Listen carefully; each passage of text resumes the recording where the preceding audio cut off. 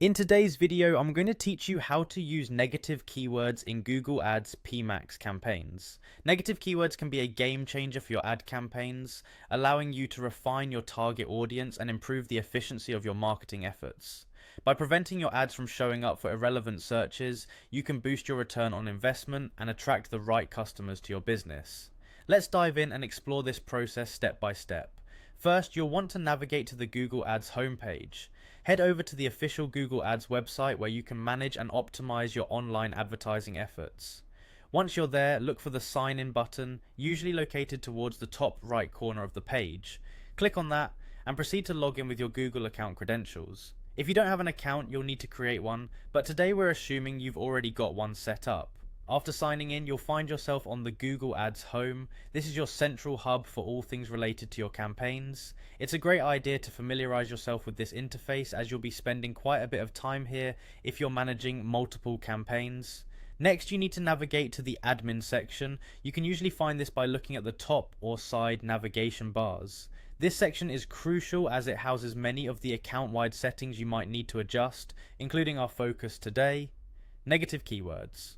Once in the admin section, look for a link or tab that says Account Settings. Clicking here will bring you to a new set of options where you can customize various aspects of your account's functionality.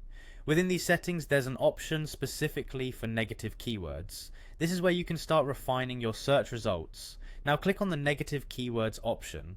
Once you're there, it's time to add keywords that you don't want triggering your ads. These might be terms that are too broad, irrelevant, or simply not a good match for your business's focus.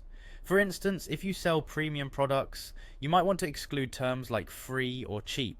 You'll see an option to add negative keywords to your list. Click on that button. This will open a text box or a new window where you can input these keywords. Be thoughtful about your selections. The idea is to enhance your ad's effectiveness by eliminating non-converting traffic, so focus on keywords that frequently lead to clicks that don't result in sales.